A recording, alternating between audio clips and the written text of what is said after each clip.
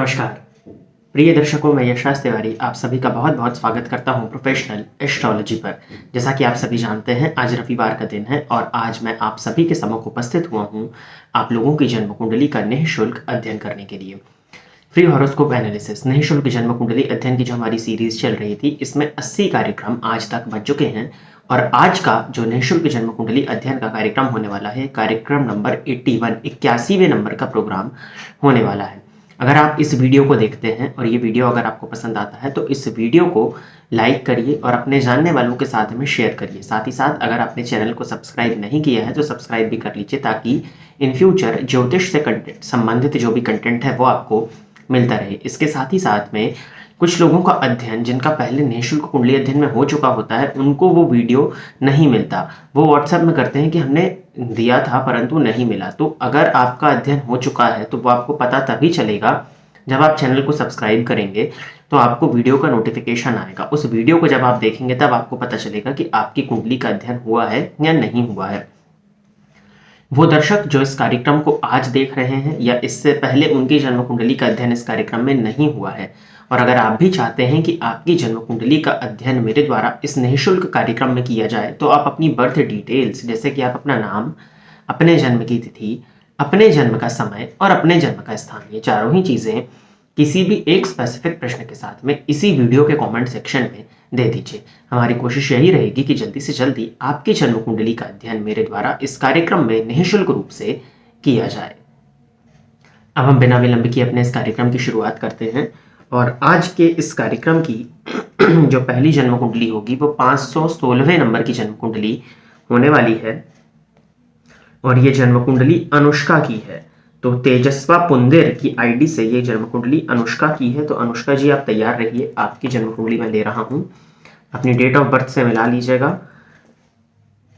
16 नवंबर 2004, 16 नवंबर 2004 और जन्म समय दिया हुआ है सुबह के 9 बजे, रुड़की उत्तराखंड।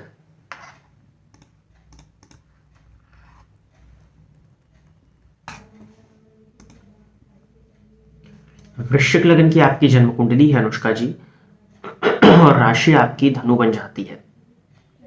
वृश्चिक लग्न की जन्म कुंडली में लग्नपति बनते हैं मंगल, जाकर के 12वें भाव में बैठे हैं, और भाग्यपति बनते हैं चंद्रमा, जाकर के धन भाव में बैठे हैं। धनपति गुरु लाभ भाव में महाधनी योग का निर्माण करते हुए बैठे हैं और लाभपति बुध जाके लग्न में बैठे हैं। तो वो अष्टमेश है, तो कहीं ना कहीं लग्नेश लग्न जो है आपका वो कमजोर हो रहा है लग्नेश के 12वें जाने के चलते और अष्टमपति का लग्न में जाकर के बैठ जाने के चलते। प्रश्न इन्होंने किया है मैरिज किस एज में होगी, क्योंकि मंगल दोष है। मंगल दोष, देखिए मंगल दोष तो नहीं कहा जाता है, व्यक्ति या तो मांगलिक होता है या तो मांगलिक नहीं होता है। तो मांगलिक होना किसी प्रकार का दोष नहीं है, क्योंकि जन्म कुंडली में अगर देखें तो 12 भाव होते हैं और 12 में से 5 भावों में अगर मंगल हो तो ऐसा व्यक्ति मांगलिक होता है। तो अगर हम इसको परसेंटेज के रूप में देखें तो 40%, तो 40% लोग मांगलिक कहलाएंगे। तो ऐसा तो नहीं है कि 40% को मंगल दोष के नाम से संबोधित किया जाए। बिल्कुल आपकी कुंडली में मंगल जाकर के 12वें भाव में बैठे हैं और व्यय स्थान में मंगल का होना व्यक्ति को मांगलिक बनाता है। अब वो मंगल केतु के साथ में है, तो केतु और मंगल की युति को अंगारक दोष के नाम से जाना जाता है। तो अंगारक दोष आपकी जन्म कुंडली में है और आप मांगलिक भी हैं, लेकिन मांगलिक दोष कहना गलत होगा, ये कोई दोष नहीं होता, तो ये जस्ट नाम दे दिया गया है। जन्म कुंडली से आप मांगलिक हैं लग्न कुंडली से, परंतु चंद्र कुंडली से आप मांगलिक नहीं है, तो ये एक चीज है।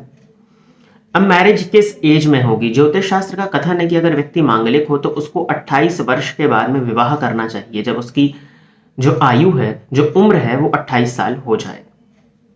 तो 28 वर्ष की उम्र में अगर आप विवाह करते हैं 28 की होने के बाद में, तो ये कहीं ज्यादा अच्छा होता है। अब आपकी जन्म कुंडली में देखिए मांगलिक होने से तो बहुत ज्यादा दिक्कत नहीं दिखाई पड़ती है, क्योंकि मंगल लग्नेश होकर के सप्तम भाव को देखेंगे तो थोड़ा पोजीशन भरते हैं, जीवन साथी के स्वभाव में थोड़ा उग्रता भरते हैं, लेकिन सप्तम पति शुक्र बनते हैं वो कि जाकर के नीच राशि में बैठे हैं। सप्तमेश का नीच राशि में होना और दाम्पत्य कारक शुक्र का नीच राशि में होना दोनों ही चीजें हैं, ये कहीं ना कहीं दाम्पत्य में परेशानी को प्रदर्शित करता है। बाकी गुरु आपकी कुंडली के लाभ भाव में है, जो स्त्री की कुंडली में पति के कारक और विवाह कराने वाले होते हैं, लाभ भाव में बैठ करके सप्तम भाव को देख रहे हैं और सप्तमेश के साथ हैं, जो कि ठीक है। अब रही बात विवाह करने की, तो मैंने आपको बताया 2030 में विवाह का योग आएगा और तब आपकी उम्र जो होगी वो हो जाएगी 26 ईयर्स की। तो आप उस समय चंद्रमा में जब शुक्र का अंतर आता है मार्च 2030 के बाद, तब विवाह के विषय में सोचिएगा। अन्यथा आप फिर 28 वर्ष की उम्र हो जाने दीजिए, उसके बाद में आप विवाह के बारे में विचार करिएगा। वृश्चिक लग्न की कुंडली है और 2004 का आपका जन्म है, अर्थात 18 साल की अभी आपकी उम्र है, तो अभी तो विवाह होना नहीं है और ना आप करना चाहेंगी। 8-10 साल अभी रुकी जाइए। फिर भी गुरु को अपने थोड़ा सा बल दीजिए। तो गुरुवार के दिन जल में एक चुटकी हल्दी डाल करके स्नान करना आपके लिए अच्छा होगा। और रही बात जो कि लग्नेश जाकर के 12वें भाव में बैठे हैं, तो मंगल को बल देना है। तो स्पेशली मंगलवार के दिन लाल रंग के वस्त्रों को धारण करना और मंगलवार के दिन हनुमान जी के मंदिर में जाकर के हनुमान जी को लड्डू अर्पित करना, इससे भी आपके मंगल को बल मिलेगा। तो ये करिए, क्योंकि वो लग्नेश है तो उनको बल देने की जरूरत तो पड़ेगी ही।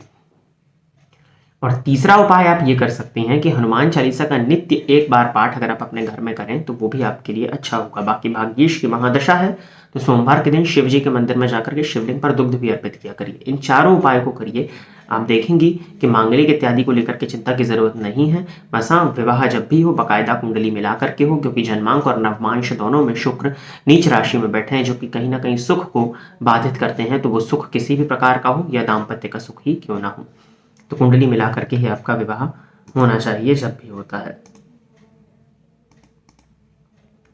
आगे बढ़ते हैं और अगली जो जन्म कुंडली है ये आकांक्षा भंडारी जी की है। तो आकांक्षा जी आप तैयार रहिए, आपकी जन्म कुंडली में ले रहा हूं।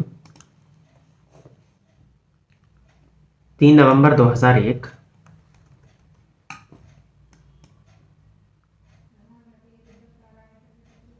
टाइम है 4:15 सुबह के, और सागर का इनका जन्म है मध्य प्रदेश।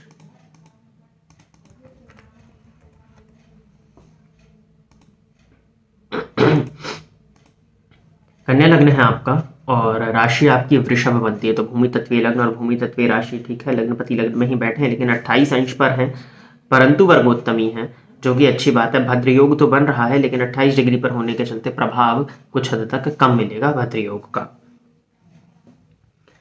जी मेरी राशि में गुरु चांडाल योग और विष योग है, तो इसका असर मेरी लाइफ में कब और क्या असर डालेगा?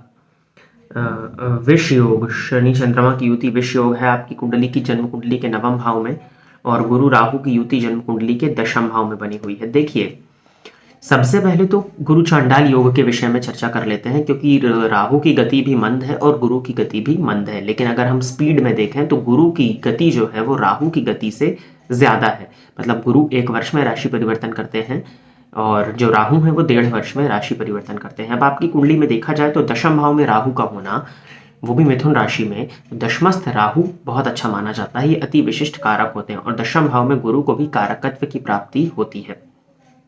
राहु 4 अंश पर मृगशिरा नक्षत्र में बैठे हैं और गुरु 21 अंश पर पुनर्वसु नक्षत्र अर्थात खुद के नक्षत्र में बैठे हुए हैं। अब देखिए, गुरु और राहु के मध्य अगर हम देखते हैं तो जो दूरी देखने में आ रही है वो 17 अंश की है। तो गुरु और राहु के बीच 17 अंश की दूरी का होना, जो कि 12 अंश से आगे निकल चुका है, तो गुरु चांडाल योग को लेकर के चिंता करने की आवश्यकता नहीं है। और गुरु राहु की युति से जो प्रबल, जिसको कहते हैं गुरु चांडाल योग, वो आपकी कुंडली में नहीं बन रहा। अब हाँ, गुरु और राहु एक ही भाव में बैठे हुए हैं, उन दोनों का जो राशि स्वामी है, गुरु और राहु का राशि अधिष्ठित स्वामी जो है वो बुध ही है। तो गुरु और राहु की युति 10वें भाव में होने के चलते कई बार अगर आप अच्छा भी करें तो उसका क्रेडिट, उसका मान, उसका सम्मान आपको नहीं मिल पाता। बस यही एक जो है प्रॉब्लम आपको देखने में मिलेगी। और बात कर लेते हैं शनि चंद्रमा की युति में। तो चंद्रमा की गति बहुत तीव्र है और शनि की गति सबसे धीमी। तो शनि 19 अंश पर बैठे हैं और चंद्रमा 6 अंश पर बैठे हैं, तो चंद्रमा बहुत जल्दी ही शनि के पास पहुंच जाएंगे। तो हाँ, ये विषयोग तो बनेगा। वैसे चंद्रमा उच्च राशि में बैठे हैं, लेकिन फिर भी विषयोग का निर्माण तो होगा ही होगा। अब देखिए, चंद्रमा शुभ ग्रह बने हुए हैं, पापक ग्रह नहीं है, तो ये प्लस पॉइंट है। लेकिन शनि चंद्रमा की युति के चलते आपके जीवन काल में आप देखेंगे कि मानसिक अशांति आपको बहुत ज्यादा होगी। और राहु की दशा में गुरु का अंतर प्रारंभ होगा 28 नवंबर से। तो अभी राहु में राहु का अंतर आप निकाल ही रही थी, तो वैसे भी मानसिक अशांति और परेशानी तो हो ही रही होगी। कन्या लग्न की कुंडली में राहु को कारकत्व मिल जाता है, लेकिन आपका 2001 का जन्म है, तो आपका हो सकता है ग्रेजुएशन चल रहा हो या फिर आप जॉब ढूंढने के उसमें हो। तो राहु में गुरु का अंतर आएगा तो वो तो आपके लिए ठीक है, मुझे उसमें दिक्कत नहीं दिखाई पड़ती। लेकिन राहु की दशा में मति भ्रम होना और कन्फ्यूजन्स बहुत ज़्यादा होना, हर चीज़ में भ्रम होना, ये दिखाई देता है। और बुध आपका लग्न में है तो बुध के पास में बल है, तो बुध को थोड़ा और बल दीजिए ताकि राहु जन्य जो पीड़ाएं हैं उससे आपको कमी हो सके उसमें। तो बुधवार के दिन गणेश जी के मंदिर में जाकर के गणेश जी पर दूर्वा अर्पित करिए और गंग गणपतये नमः इस मंत्र का नित्य 3 माला जाप करिए। विष योग आपकी कुंडली में है तो घर के आसपास शिव जी का मंदिर देख लीजिए जहां पर शिवलिंग हो और शिवलिंग पर जाकर के दुग्ध अर्पित करिए, उसके बाद में जल अर्पित करिए। तो विष योग के लिए वो हो जाएगा। और राहु गुरु की युति है तो गुरु को बल देना होता है इसमें, तो आप मंदिर नित्य जाएंगे तो उससे गुरु को बल मिलेगा। फिर जब आपकी अर्निंग होने लगे तो दान पुण्य भी किया करिएगा। तो गुरु राहु से संबंधित जो परेशानी है उसमें भी कमी आएगी। बड़े बुजुर्गों का आशीर्वाद लेना, बड़े बुजुर्गों का सम्मान करने से भी गुरु को बल मिल जाता है। तो इतने उपायों को आप कर लीजिए। तो गुरु राहु से तो नहीं, हाँ लेकिन विष योग तो है। और लाइफ में कब और क्या असर डालेगा, तो क्या असर डालेगा वो मैंने आपको बताया। और योग है तो वो आजीवन असर डालेगा। मेनली जब दशा अंतर दशा आती है उस ग्रह की, जो दोष बना रहे होते हैं उसमें ज्यादा असर देखने को मिलता है, लेकिन अगर योग बना है तो आजीवन उसका असर आपको देखने में मिलता रहेगा। अंकुर विश्वकर्मा की आईडी से सिमरन विश्वकर्मा की जन्म कुंडली है। तो सिमरन जी आप तैयार रहें, आपकी जन्म कुंडली में ले रहा हूं। 1 मार्च 2000 2:10 AM और वाराणसी उत्तर प्रदेश।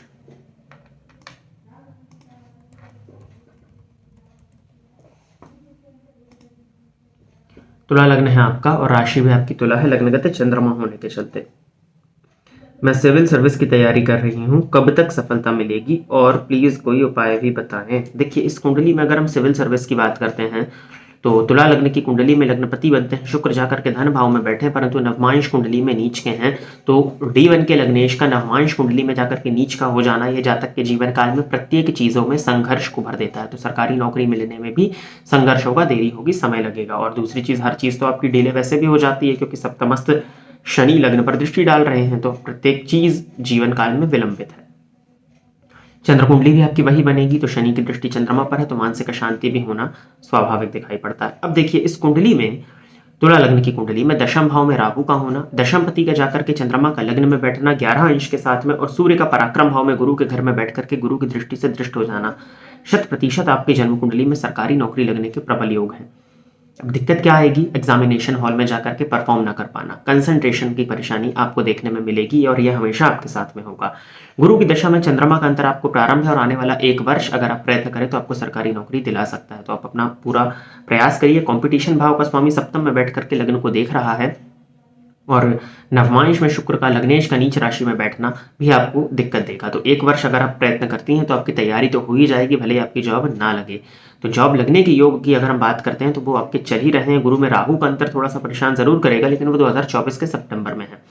तो 2 वर्ष का समय है, 2 वर्ष अगर आप तैयारी अच्छे से कर लें तो पर्याप्त होता है। और फिर नहीं होता है तो फिर शनि की दशा का इंतजार करिएगा, वहां पर सरकारी नौकरी के योग प्रबल बनेंगे। उपाय के लिए सूर्य भगवान की आराधना करिए, सूर्य को नित्य जल दिया करिए और नित्य हो सके तो आदित्य हृदय स्तोत्र का पाठ भी आप स्वयं से करिए। दूसरी चीज, हनुमान जी आपके इष्ट देवता बनते हैं तो हनुमान चालीसा का नित्य 3 बार पाठ भी किया करिए, ये भी आपके लिए अच्छा होगा क्योंकि शनि राशि से भी आपके पंचमस्त संचरण करेंगे, जिसको शनि की पनौती के नाम से जाना जाता है। यही 2 उपायों को करिए और किसी उपाय करने की आपको आवश्यकता नहीं है। इन्हीं 2 उपाय को अगर आप करेंगे तो आपका जो सरकारी नौकरी वाला कंसर्न है वो काफी हद तक क्लियर होगा। पूर्णिमा की रात में शाम को 7 बजे के बाद में चंद्रमा को चांदी के पात्र से दुग्ध का अर्घ देने से भी जो विष योग है उसके प्रभाव में कमी आती है, तो वो भी आप कर लीजिएगा। मंथ में 1 ही बार करना है तो उसको तो कोई हेडेक वाला उपाय या कोई बहुत कठिन उपाय तो हम नहीं कह सकते। आदित्य हृदय स्तोत्र जरूर है, संस्कृत में है तो आपको पढ़ने में हो सकता है परेशानी हो, तो उसका भी अगर आप अभ्यास करें तो वो भी हो जाता है। और अगली जन्म कुंडली है मोना राठौर जी की। तो मोना जी आप तैयार रहिए, आपकी जन्म कुंडली में ले रहा हूँ। डेट ऑफ बर्थ आपने बताया है 1 मई 1983, 11:15 है। ये सुबह के AM 11:15 AM और इंदौर का इनका जन्म है, मध्य प्रदेश।